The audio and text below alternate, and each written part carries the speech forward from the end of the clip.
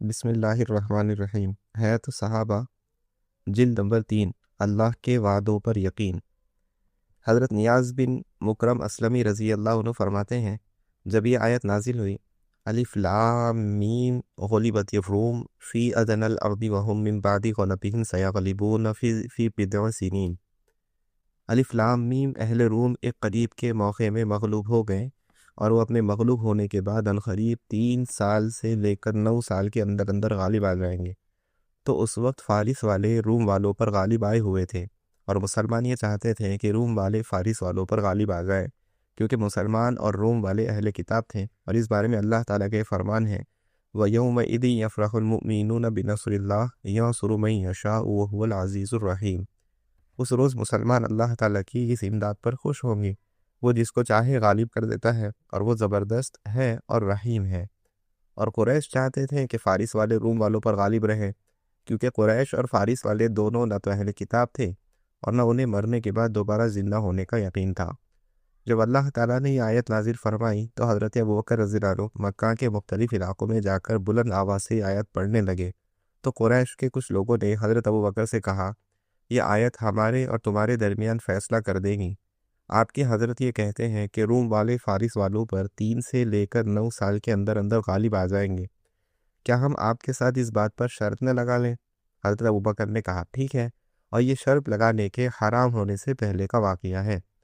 چنانچہ حضرت ابوبکر اور مشرکوں نے شرط لگائی، اور ہارنے پر جو چیز دینی پڑے گی اسے طے کیا، اور مشرکوں نے حضرت ابوبکر سے کہا، آپ 3 سال سے لے کر 9 سال تک کی مدت میں سے کتنے سال طے کرتے ہیں؟ آپ ہمارے اور اپنے درمیان کوئی مدت طے کر دیں تاکہ اس کے پورا ہونے پر پتہ چلے کہ شرط میں کون ہارتا ہے اور کون جیتتا ہے۔ چنانچہ انہوں نے 6 سال متعین کر لیے۔ پھر 6 سال گزرنے پر بھی رومی لوگ غلبہ نہ پا سکے تو مشرکین نے حضرت ابوبکر کی شرط لگائی ہوئی چیز لے لی۔ پھر جب 7واں سال شروع ہوا تو روم والے فارس والوں پر غالب آ گئے۔ مسلمان حضرت ابوبکر پر 6 سال مقرر کرنے پر اب اعتراض کرنے لگے، کیونکہ اللہ تعالیٰ نے تو یہ کہا تھا کہ 3 سال سے 9 سال کے اندر اندر۔ جب 9 سال سے پہلے روم والوں نے فارس والوں پر غلبہ حاصل کر لیا تو اس پر بہت سے لوگ مسلمان ہو گئے۔ حضرت برا رضی اللہ عنہ فرماتے ہیں کہ جب الف لام میم غلبت الروم والی آیت نازل ہوئی تو مشرکوں نے حضرت ابوبکر سے کہا، کیا آپ نہیں دیکھ رہے ہیں کہ آپ رضی اللہ عنہ کے حضرت کیا کہہ رہے ہیں؟ یوں کہہ رہے ہیں کہ روم والے فارس والوں پر غالب آ جائیں گے۔ حضرت ابوبکر رضی اللہ عنہ نے فرمایا، میرے حضرت بالکل سچ کہتے ہیں۔ ان مشرکوں نے کہا، کیا آپ ہم سے اس پر شرط لگانے کو تیار ہیں؟ چنانچہ حضرت ابوبکر نے روم والوں کے غالب آنے کی مدت مقرر کر دی، لیکن وہ مدت گزر گئی اور رومی فارس والوں پر غالب نہ آ سکے۔ جب حضور صلی اللہ علیہ وسلم کو اس کی خبر ہوئی تو آپ صلی اللہ علیہ وسلم نے ناگواری کا اظہار فرمایا۔ یہ شرط لگا کر سال مقرر کر دینا حضور کو پسند نہ آیا۔ آپ صلی اللہ علیہ وسلم نے حضرت ابوبکر سے فرمایا، تم نے ایسا کیوں کیا؟ حضرت ابوبکر رضی اللہ عنہ نے عرض کیا، میں نے اللہ اور اس کے رسول کو سچا سمجھتے ہوئے ایسا کیا۔ حضور نے فرمایا، اب مشرکوں کے پاس جاؤ اور شرط میں جو چیز مقرر کی ہے اس کی مقدار بھی بڑھا دو اور مدت بھی بڑھا دو۔ چنانچہ حضرت ابوبکر نے جا کر مشرکوں سے کہا، کیا آپ لوگ دوبارہ شرط لگاؤ گے؟ کیونکہ دوبارہ شرط پہلے سے زیادہ اچھی ہوں گی۔ مشرکوں نے کہا، ٹھیک ہے۔ چنانچہ دوبارہ جو مدت طے کی گئی، اس مدت کے پورا ہونے سے پہلے ہی روم نے فارس پر غلبہ پا لیا، اور انہوں نے اپنے گھوڑے مدائن میں باندھ دیے اور رومیہ شہر کی بنیاد رکھی۔ پھر حضرت ابوبکر شرط والا مال لے کر حضور کی خدمت میں آئے اور عرض کیا کہ یہ مال حرام ہے۔ حضور نے فرمایا، یہ دوسروں کو دے دو۔ حضرت کعب بن عدی رضی اللہ عنہ فرماتے ہیں کہ میں اہل حیرہ کے وفد کے ساتھ حضور صلی اللہ علیہ وسلم کی خدمت میں حاضر ہوا۔ آپ صلی اللہ علیہ وسلم نے ہم پر اسلام پیش کیا، ہم مسلمان ہو گئے اور حیرہ واپس آ گئے۔ چند دن گزرنے تھے کہ حضور صلی اللہ علیہ وسلم کی وفات کی خبر آ گئی، جس سے میرے ساتھی تو شک میں پڑ گئے اور کہنے لگے، اگر وہ نبی ہوتے تو ان کا انتقال نہ ہوتا۔ میں نے کہا، نہیں، ان سے پہلے اور انبیاء کا بھی تو انتقال ہو چکا ہے۔ میں اسلام پر پکا رہا، پھر میں مدینہ کے ارادے سے چل پڑا۔ راستے میں میرا گزر ایک راہب کے پاس سے ہوا۔ ہم اس سے پوچھے بغیر کوئی فیصلہ نہیں کرتے تھے۔ میں نے جا کر اس سے کہا، جس کام کا میں نے ارادہ کیا ہے اس کے بارے میں بتاؤ، اس بارے میں میرے دل میں کچھ کھٹک سی ہے۔ اس راہب نے کہا، اپنے نام کی کوئی چیز لاؤ۔ میں ٹخنے کی ہڈی لایا۔ عربی میں ٹخنے کی ہڈی کو کعب کہتے ہیں۔